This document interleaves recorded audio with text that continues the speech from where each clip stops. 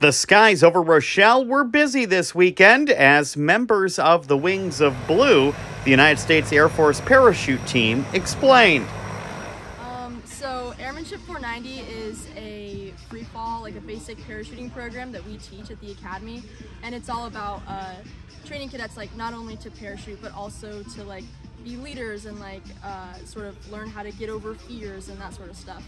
And so that's where all of our journeys started, at least, was we took that, and then afterwards they kind of opened up like an application, and so you applied for it just like you'd apply for like any sort of like club or team, and then we just happened to make it. So yeah. How long have the four of you been working together as a team?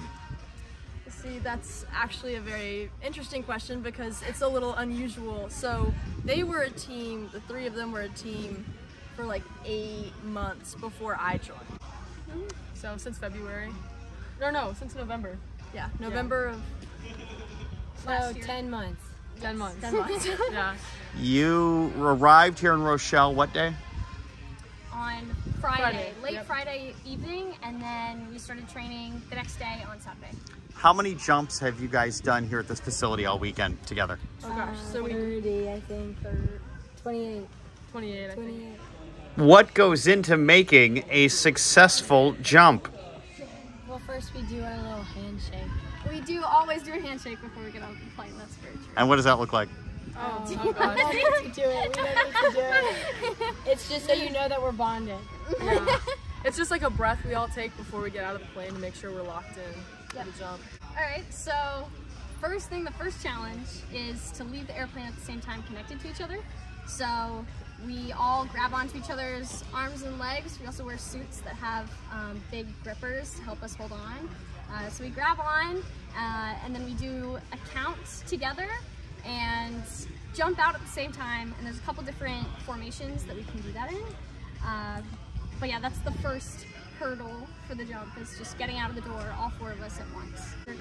And so this is going to be a tournament thing over the weekend where you have to do different formations and spins and things, and there's different things you have to execute in the same jump. Yes. What are some of those maneuvers called? How tough are they?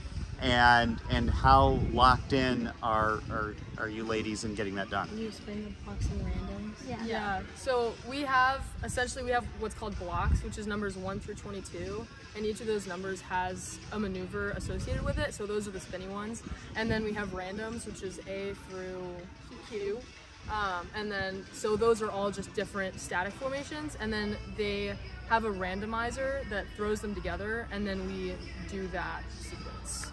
And they just give you a list and say jump out of the plane and pull off this random string of numbers and letters. Yes, and then whatever team does the most of those in a given time frame gets the most points and they win. Now, I'm going to ask a question that may seem silly, but obviously there comes a point when you run out of time. Yes. Yes. How often does running out of time happen in trying to get all the maneuvers done? Every time. Every single time. Yeah. Well, you always get, for the most part, you always get all the maneuvers done, so it's a sequence of like, it's between like 4 and 6 points, 4 and 6 points, and you just do them over and over and over as many times as you can before time runs out. So for the most part, you get through all of them. It's just like how many times can you get through it before you have to pull. The jump starts when we leave the aircraft, the timer starts. So we get 35 seconds of judgeable material, and then pretty much every single jump, we still have more free fall time. So we don't necessarily stop our formations when that 35-second timer runs out. But then at 4,500 feet, which is normally roughly 50 to 60 seconds of free fall, we all stop any more maneuvers and we perform what's called tracking, which is essentially you kind of round your chest and flatten out your body. So instead of falling down, you fall more horizontally, and we all go different directions away from each other. That way we can safely deploy our parachutes. How many jumps are you going to be doing this next weekend in the contest, in the championship? It'll be 10 for 4-way, and then it'll be 10 jumps for 8-way as well. So our 4-way combines with the other 4-way to make one big 8-way. So it'll be 10 for each competition. Have you ever competed before on the national level? Yes, sir. Last year. I have not, but they did. And how did last year go?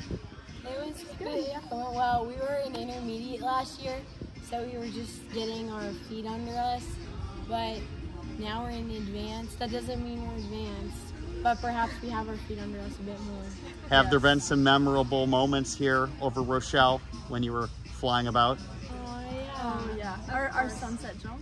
Yeah, we did. We had a really beautiful sunset jump. So the sun, it wasn't quite 4 p.m. It was like 4 p.m. But I called it a sunset we jump. called it a sunset It was jump. last load of the day, same thing. It was really beautiful though. It's really gorgeous getting to see this area from above, all the fields, and you can see the horizon for forever. So it's really cool. This program really is just one of the many opportunities that the Air Force Academy has given us to develop our leadership skills in unique ways. This is definitely not something that I saw myself doing 5 years ago, but now I'm here and I'm so grateful.